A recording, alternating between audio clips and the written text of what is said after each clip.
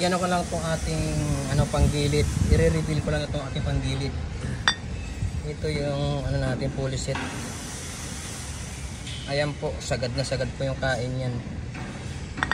Wala pong tapon dyan. Ayan o. Pumapalo lang naman to ng 130 mahigit. Stock bore lang yan. Stock natin ang ating bore. Pinalitan ko lang to. Kanyang exhaust, kanyang air cleaner exhaust. Ayan. Tapos nakaano siya. Yan, nakapaito. Umaabot siya ng ganyang kataas ang ating takbo. Dahil dito ang tips natin. Lahat ng natin, lahat ng Honda Click may limit ang takbo. So nag-experiment ako kung paano ko mapapaabot hanggang dito ang kanyang takbo. Paano ko maisasagad yan. Kasi lahat, sinubukan ko na lahat ng mga pulley, set niya. Nag-try ako. Hindi talaga siya naabot dito. Kahit anong gawin ko. So nag-experiment ako, ginawa ko. Kumuha ako ng backplate ito. Ibang brand itong backplate na to. Gamitin natin dyan. So kaya pumapalo na siya ng mahigit 130 sa na yan, sa pulley na to. Ito yung pulley natin ay galing to sa isang nating karerista, nangangarera yun. Ayan ang natin setup natin.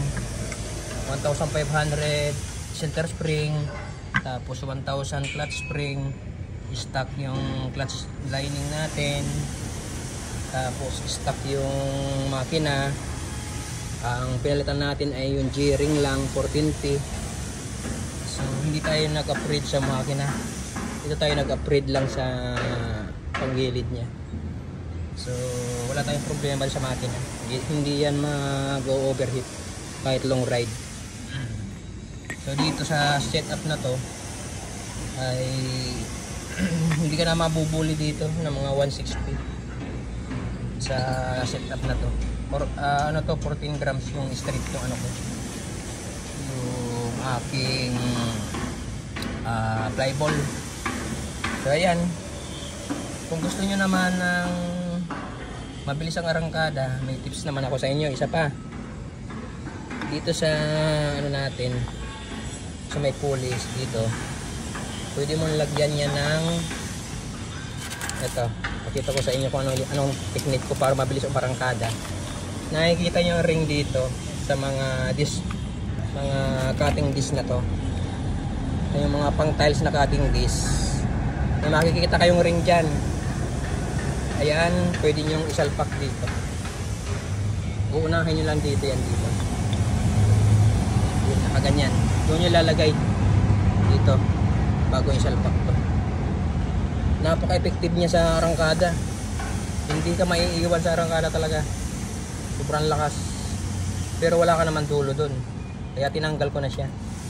So itong natin, mahina sa arangkada, pero sa duluhan nito hindi pa iiwan to. So hanggang dito lang muna ang ating reveal. Thank you sa panonood.